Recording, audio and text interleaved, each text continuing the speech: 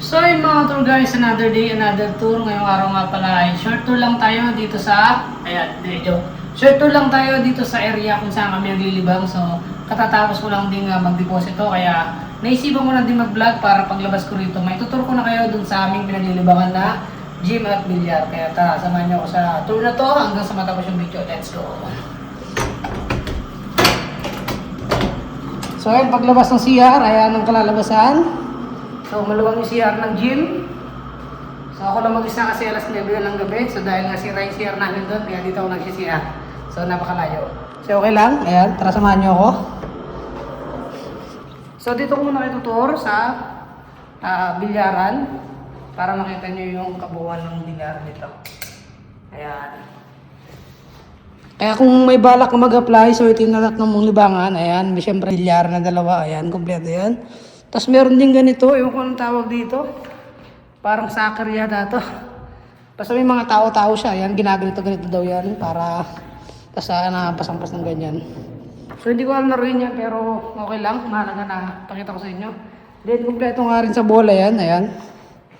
Ayan, tapos may salamin pa. Hi, kator guys, shout out. So ayan, natur ko na kayo dito sa isang libangan namin, ang bilyar. So next naman tayo, doon tayo sa gym.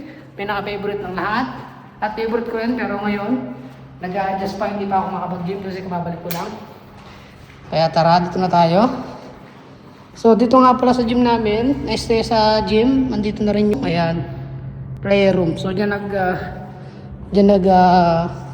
prayer yung mga Muslim. So tara, pasok tayo, nakapatay yung ilaw kasi sabi ko nga, alas 9 na ng gabi. Pero syempre, tutur ko kayo, ayan. So dito sa gym, kumpleto naman sa gamit. Ayan, may treadmill, isa, dalawa. Di ko alam tawag dito. Basta ano rin yan, for running din yan.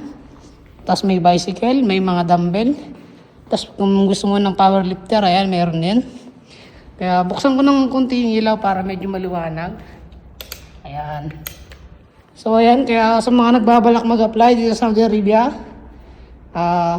kung gusto nyo malaman yung agency ko, mag-comment lang kayo dyan sa baba at i-re-reply ko sa inyo yung agency ko. Kaya huwag kayong matakot mag-apply sa Saudi kasi safety talaga. Tsaka may paglilibangan naman, kaya huwag kayong mag-alala. Kung first timer kayo, mas maganda simulan nyo yung Saudi. Then kung balak nyo mag-Europe or mag-ibang bansa, Australia, Canada, pwede.